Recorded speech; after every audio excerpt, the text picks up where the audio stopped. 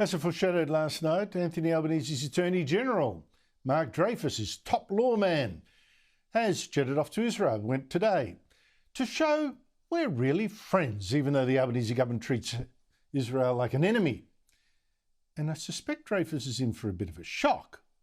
Self-awareness is not this guy's strong suit. Dreyfus, who is Jewish, I guess that's why the government sent him, said he's going to Israel and the Palestinian territories to demonstrate Australia's long-standing friendship with the Israeli people, plus our commitment to peace in the Middle East. Now, this happens to be a bit of a joke, since one of the things that Dreyfus says he'll stress on his visit is that international law must be upheld, which, for this government, is code for supporting the outrageous arrest warrant for Israel's Prime Minister for supposed war crimes. And I think Dreyfus is going to be told that the fact that he's Jewish isn't fooling anyone in the Israeli government. Suddenly say, oh, this man must be on our side after all. Joining me is David Adler, head of the Australian Jewish Association. David, great to see you again. You have actually been talking to members of the Israeli government ahead of Dreyfus's trip. What are they telling you? Well, firstly, Andrew, the Israeli government is very capable and very well informed. And you're right, the fact that Mark Dreyfus is Jewish does not necessarily bring him any credit. In fact, some people call him a Jaino, which is Jewish in name only. And he seems to have made his leftism override his Judaism in his positioning in the government. It really should have been the Prime Minister. He's one of the few international leaders who has not visited Israel since October 7, 2023. And of course, when Penny Wong, the Foreign Minister, went, she didn't even go to the southern areas where the terrorism occurred. It was seen as a dreadful insult. And we already note, and the members of the Knesset are aware, that the statement, a little bit of which you quoted, has him visiting something called occupied Palestinian territories, which is the Labor pejorative term. And there is nothing in his statement that indicates that he would be prepared to go to where the terrorism happened on October 7. So he will be treated with a great deal of caution. He will be challenged in some of the policy issues and positions that he's taken. He, for example, opposed the proposal for a judicial inquiry into anti-Semitism on the university campuses, which even the Labor-appointed anti-Semitism envoy wanted to see happen. So, yeah, he's going to hit some potholes, so to speak, in his diplomatic journey in Israel. Now, we'll probably get a meeting with the Israeli president. I got one last year. What does that mean?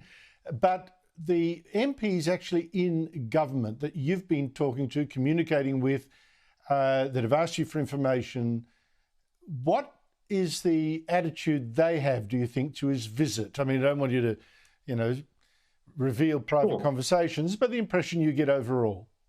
Well, they're fully aware that this has become a significant political issue in Australia, and that we have a federal election within a matter of a few months at maximum. So it's seen as a bit of a political stunt.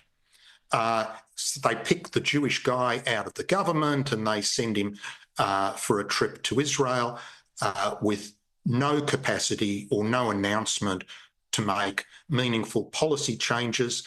They have trashed what was the bipartisanship.